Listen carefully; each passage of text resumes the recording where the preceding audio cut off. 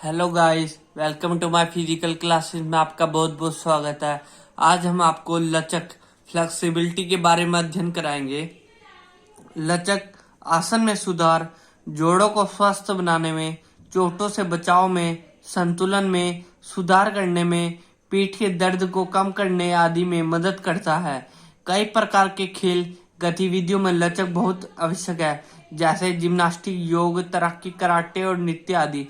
जो लचक होती है हमारी, वो गेम में तो है ही इम्पोर्टेंट, साथ ही साथ हमें चोट से भी बचाता है, जॉइंट को स्वस्थ रखता है। ठीक है।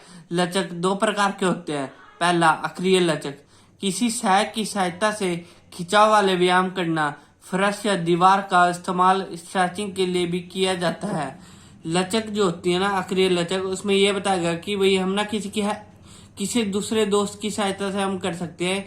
ये अगर दोस्त ना हो तो दीवार या फिर फर्श की सहायता से भी कर सकते हैं। मतलब इसमें ना किसी चीज की हेल्प करनी पड़ती है अक्रिय लचक में। सक्रिय लचक, बिना सहायक की सहायता से खिंचाव पूरी सीमा तक किया जाता है। लचक के दो भागों बांटा जाता है। मतलब सक्रिय लचक में ये बता रखा है, इसमें ना किसी सहायक की सहायता नहीं होती, किसी दोस्त की हेल्प नहीं की जा सकती, इनमें खुद ही अपना करना पड़ता है स्ट्रेचिंग हल्की हल्की। इसको दो भागों में बांटा जाता है। पहला, स्थिर लचक, हम कितने दूर तक पहुंच सकते हैं, झुक सकते हैं या मुड़ सकते हैं, और फिर उस स्थिति को पकड़ सकते हैं। स्थिर लचक में व्यक्ति गतिविधि करता है और कुछ समय के लिए उसी स्थिति में रहता है। मतलब इस स्थिर लचक में क्या हो गया, मान लो कोई भी व्यक्ति है, वो स्ट्रेचिंग कर रहा है, वहीं पर उसको 10 से 20 सेकंड तक होल्ड करना पड़ता है, उसको बोलते हैं स्थिर लचक। जैसे हलासन कर दिया, चक्रासन, आगे की ओर झुकना, बगल की ओर झुकना आदि। मतलब कोई भी एक्टिविटी कर रहे हैं हम, उस चीज को होल्ड करना, वो स्थिर लचक कहला जाता है। गतिशील या गति लचक, इसकी आवश्यकता तब पड़ती है जब गतिविधियों लंबी दूरी की हो और व्यक्ति गतिशील हो। इस प्रकार की क्रियाएं जिम्नास्टिक गतिविधियों के दौरान रोमन इंच पर तथा गोताखोरी आदि में की जाती है। अब पढ़ेंगे लचक के सुधार की विधियां।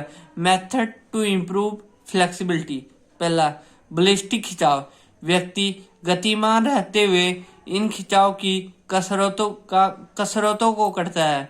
यह बहुत प्रभावी है। अधिकतर विशेषज्ञ इस विधि को ना करने की सलाह देते हैं, क्योंकि इसमें मसल्स के अधिक खिंचाव वाले और उनको चोट की संभावना अधिक रहती है। इस विधि में कई व्यायाम जैसे शरीर को एक तरफ या दूसरी तरफ आगे पीछे झुकाना और टांगों को झुलाना आदि शामिल है।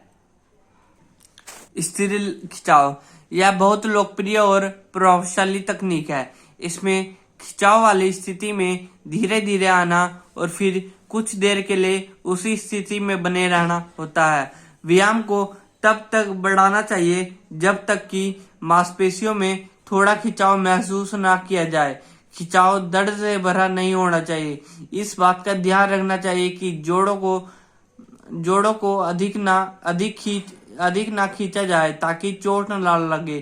खिंचाव को 10 से 30 सेकंड तक रोकना चाहिए और हर व्यायाम को अधिकतर 5 बार दोहराना चाहिए। स्थिर खिंचाव में ये बता रखा है कि जो हमें जो है ना, जब स्ट्रेच करते हैं तो उसको कुछ देर के लिए होल्ड कर देना चाहिए, और जहाँ दर्द होए वहां पे खिंचाव नहीं करना चाहिए, क्योंकि इससे मसल्स में नुकसान पहुंचेगा और हमें दर्द होगा। और हर एक व्यायाम को 5 बार दोहराना चाहिए।